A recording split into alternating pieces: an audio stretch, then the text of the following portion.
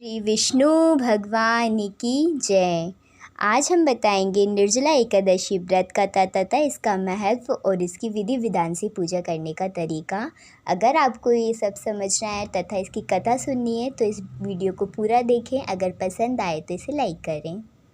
तो ये व्रत जेठ मास की शुक्ल पक्ष की एकादशी को किया जाता है। इसे हम निर्जला एकादशी कहते हैं। इस व्रत में पानी तथा खाना वर्जित है। ये पूर्ण तरीके से निर्जला होती है, इसलिए इसे निर्जला एकादशी कहते हैं। एक वर्ष में 24 एकादशी पड़ती हैं। इनमें जेठ शुक्ल एकादशी सर्वोत्तम मानी जाती है।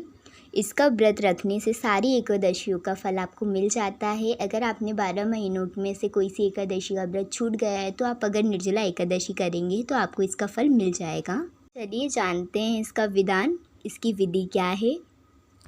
तो ये व्रत नर एवं नारियां दोनों के लिए होता है। जलपान निश्चित होने पर फलाहार के साथ दूध लिया जा सकता है।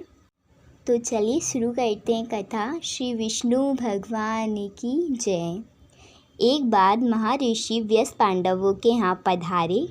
भीम ने महर्षि व्यास से कहा, भगवान युधिष्ठिर, अर्जुन, नकुल, सहदेव, माता कुंती तथा द्रौपदी सभी एकादशी का व्रत करते हैं और मुझसे भी व्रत रखने को कहते हैं, परंतु मैं बिना खाए रह ही नहीं सकता। इसलिए 24 एकादशियों पर निराहार रहने की कष्ट साधना से बचकर मुझे कोई ऐसा व्रत बताइए जिसे करने से मुझे विशेष असुविधाओं न हो और उन सबका फल भी मिल जाए। महर्षि व्यास जानते थे कि भीम के उदर में ब्रक नामक अग्नि है, इसलिए अधिक मात्रा में भोजन करने पर भी उसकी भूख शांत नहीं होती है।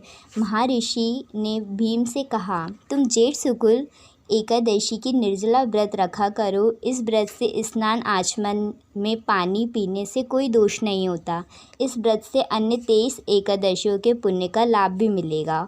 तुम जीवन पर्यंत इस व्रत का पालन करो। भीम ने बड़े साहस के साथ निर्जला एकादशी का व्रत किया, जिसके परिणाम स्वरूप प्रथा होते होते वे संज्ञाहीन हो गए। तब पांडवों ने गंगा जल, तुलसी, चरणामृत प्रसाद देकर उनकी मूर्छा दूर की, इसलिए इसे भीमसेन एकादशी भी कहते हैं। आपको ये कथा पसंद आई तो आप ज़रूर इस चैनल को लाइक, शेयर, सब्सक्राइब करें और निर्जला एकादशी भी ज़रूर करें। इससे हमें बहुत ज़्यादा पुण्य मिलता है तथा आपको जो है 23 एकादशियों का ही फल एक बार में मिल जाता है।